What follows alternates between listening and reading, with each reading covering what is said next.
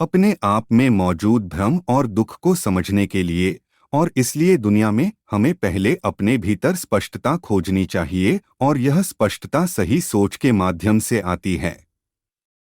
यह स्पष्टता व्यवस्थित नहीं की जानी चाहिए क्योंकि इसे दूसरे के साथ आदान प्रदान नहीं किया जा सकता है। संगठित समूह विचार खतरनाक हो जाता है, चाहे वह कितना भी अच्छा दिखाई दे। संगठित समूह विचार का उपयोग शोषण किया जा सकता है। समूह विचार सही सोच होना बंद हो जाता है, यह केवल दोहराव है। इसके बिना परिवर्तन के लिए स्पष्टता आवश्यक है और सुधार केवल और भ्रम पैदा करते हैं। स्पष्टता मौखिक दावे का परिणाम नहीं है, बल्कि गहन आत्मजागरूकता और सही सोच का परिणाम है। सही सोच केवल बुद्धि की साधना का परिणाम नहीं है, न ही यह पैटर्न के अनुरूप है, चाहे वह कितना ही योग्य और महान क्यों न हो। सही सोच आत्मज्ञान के साथ आती है। अपने आप को समझने के बिना आपके पास विचार का कोई आधार नहीं है। आत्मज्ञान के बिना आप जो सोचते हैं वह सच नहीं है। आप और दुनिया अलग अलग समस्याओं के साथ दो अलग अलग संस्थाएं नहीं हैं। आप और दुनिया एक हैं। आपकी समस्या दुनिया की समस्या है। आप कुछ प्रवृत्तियों, पर्यावरणीय प्रभावों का परिणाम हो सकते हैं, लेकिन आप मौलिक रूप से दूसरे से अलग नहीं हैं। आंतरिक रूप से हम बहुत समान हैं। हम सभी लालच, दुर्भावना, भय, महत्वाकांक्षा आदि से प्रेरित हैं। हमारी मान्यताओं, आशाओं, आकांक्षाओं का एक समान आधार है। हम एक हैं।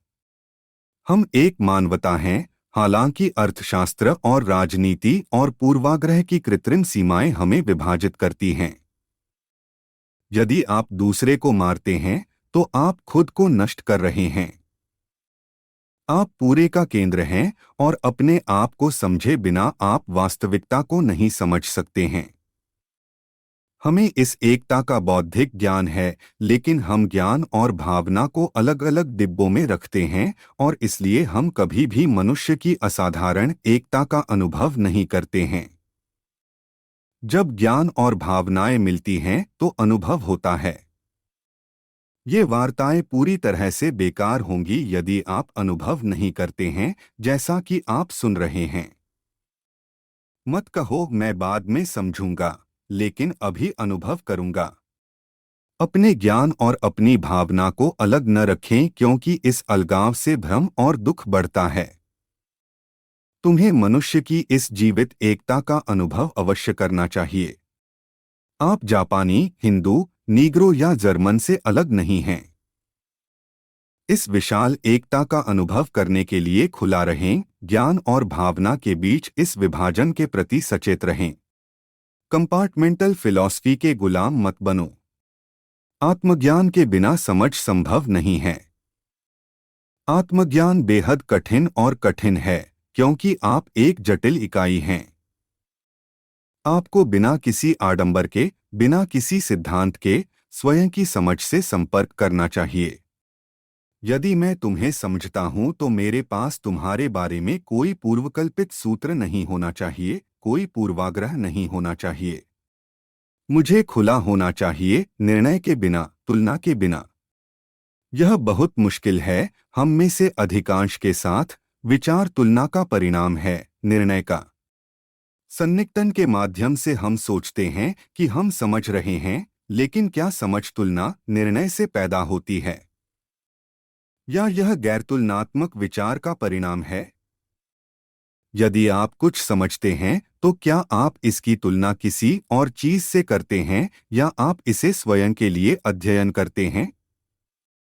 तुलना से पैदा हुआ विचार सही सोच नहीं है। फिर भी खुद का अध्ययन करने में हम तुलना कर रहे हैं, लगभग।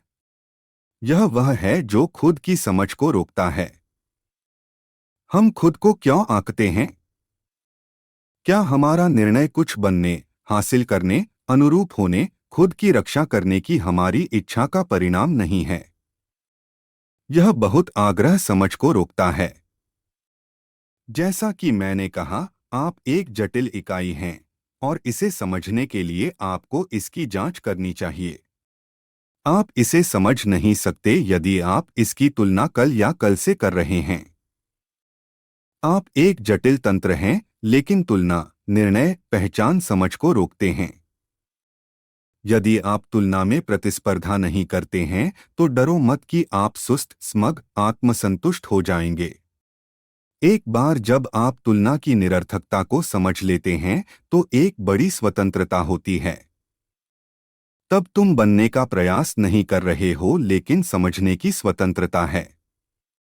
अपनी सोच की इस तुलनात्मक प्रक्रिया से अवगत रहें, यह सब अनुभव करें जैसा कि मैं समझा रहा हूं, और इसकी निरर्थकता, इसकी मौलिक विचारहीनता को महसूस करें। तब तुम एक महान स्वतंत्रता का अनुभव करोगे, मानो तुमने एक भारी बोझ डाल दिया हो।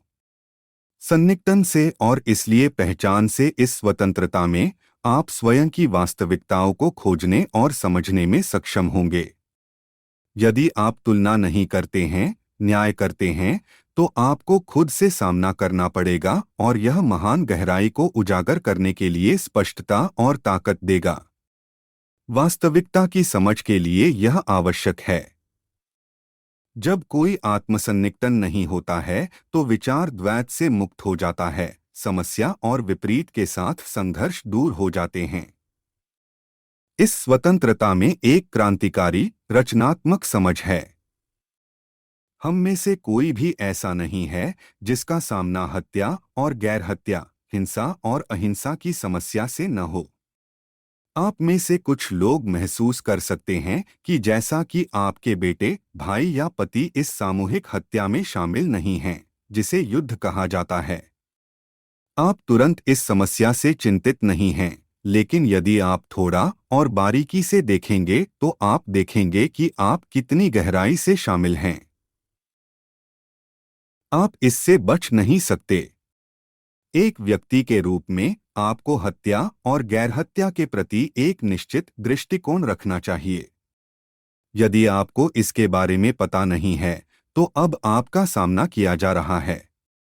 आपको इस मुद्दे का सामना करना होगा: पूंजीवाद और साम्यवाद की द्वैतवादी समस्या, प्रेम और घृणा, हत्या और गैरहत्या आदि। आप इस मामले की सच्चाई का पता कैसे लगा सकते हैं? क्या द्वंद्व के अंतहीन गलियारे में संघर्ष से कोई रिहाई है? कई लोग मानते हैं कि विपरीत के संघर्ष में रचनात्मकता है, कि यह संघर्ष जीवन है और इससे बचना भ्रम में होना है। क्या ऐसा है? क्या एक विपरीत में अपने स्वयं के विपरीत का एक तत्व नहीं होता है और इसलिए अंतहीन संघर्ष और दर्द पैदा होता है? क्या सृजन के लिए संघर्ष आवश्यक है? क्या रचनात्मकता के क्षण संघर्ष और दर्द का परिणाम है? क्या रचनात्मक होने की स्थिति तब अस्तित्व में नहीं आती है जब सभी दर्द और संघर्ष पूरी तरह से समाप्त हो जाते हैं? आप इसे अपने लिए अनुभव कर सकते हैं। विरोधियों से यह स्वतंत्रता एक भ्रम नहीं है, इसमें अकेले हमारे सभी भ्रम और परस्पर विरोधी समस्याओं का जवाब है। आपको धर्म, शांति, देश आदि के नाम पर अपने भाई को मारने की समस्या का सामना करना पड़ रहा है। आप उस उत्तर को कैसे खोजेंगे जिसमें आगे परस्पर विरोधी, आगे विरोधी समस्याएं अंतर्निहित नहीं हैं? एक सच्चा, स्थायी उत्तर खोजने के लिए आपको विचार के द्वैतवादी पैटर्न के बाहर नहीं जाना चाहिए। आप हत्या करते हैं क्योंकि आपकी संपत्ति, आपकी सुरक्षा, आपकी प्रतिष्ठा को खतरा है। जैसा कि व्यक्ति के साथ होता है, वैसे ही समूह के साथ, राष्ट्र के साथ। हिंसा और अहिंसा से मुक्त होने के लिए जिज्ञासा, दुर्भावना, वासना आदि से स्वतंत्रता होनी चाहिए। लेकिन हम में से अधिकांश समस्या में गहराई से नहीं जाते हैं और द्वंद्व के पैटर्न के भीतर परिवर्तन के साथ सुधार से संतुष्ट हैं।